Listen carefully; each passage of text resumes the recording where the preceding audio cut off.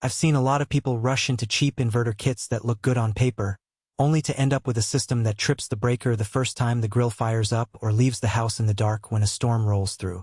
That buyer's remorse feeling is real, especially when you're trying to future-proof a home that's already juggling grid electricity, a growing solar array, and a battery bank.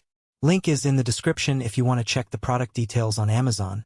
And today I'm breaking down whether the PowMr hybrid solar inverter actually saves you from that regret or just adds another layer of complexity. When you start researching a hybrid inverter, the first thing that pops up is the sheer amount of power you think you need. I've spoken to a few homeowners who live in a 500 square foot house with a mix of air conditioning, a workshop, and an electric vehicle charger. Their biggest hesitation is, will this single unit handle my peak loads and still give me enough solar juice to keep the battery topped off? The PowMr unit is marketed at 12.5 kilowatts split-phase output with an 18 kilowatts PV input, which on paper sounds like more than enough for a typical family home. But the real test is how those numbers translate when you're actually cooking dinner, running the dryer, and pulling power from the batteries during a night outage. Let's talk about the everyday scenario most people have. Imagine it's a summer evening, the AC is humming, the dishwasher finishes its cycle, and you decide to charge your EV for the next day.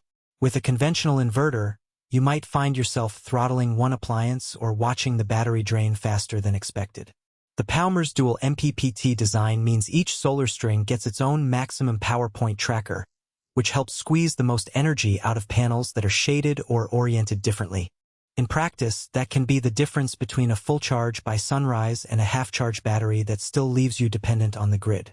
If you've got a roof with a mix of east and west-facing panels, that dual MPPT is a practical advantage you'll actually feel. Now, who should consider this unit? First, anyone who already has or is planning a sizable solar array, think 10 kilowatts or more, and wants a single piece of hardware that can both invert power for the house and charge a battery bank without a separate charger. If you're looking to go off-grid for a few days each month, the 200A hybrid charger is generous enough to fill a decent battery bank in a reasonable amount of time, especially when paired with the smart timer that can shift PV-only operation to lower rate periods.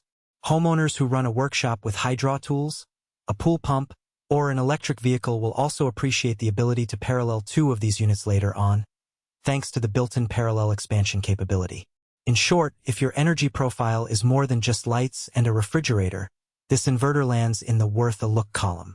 On the flip side, if you're a renter, live in a small condo, or only have a modest 35 kilowatt solar system, the PowMr is likely overkill.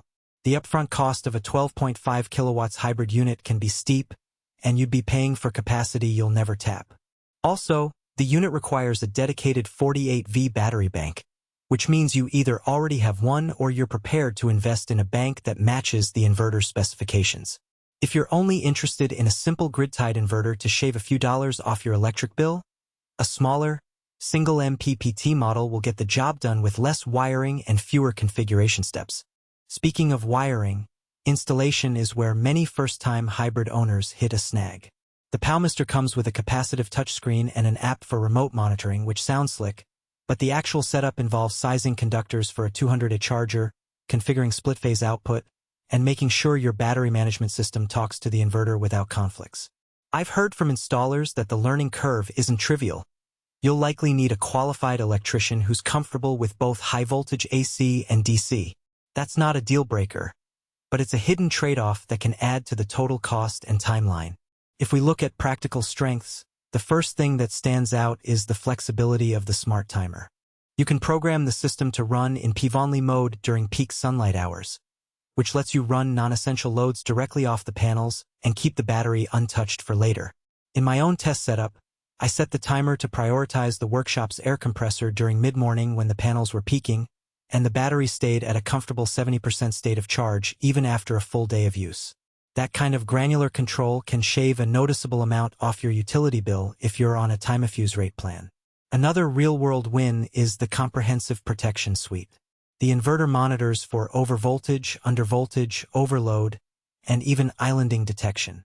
In an area prone to lightning, those safeguards can prevent costly damage that cheaper inverters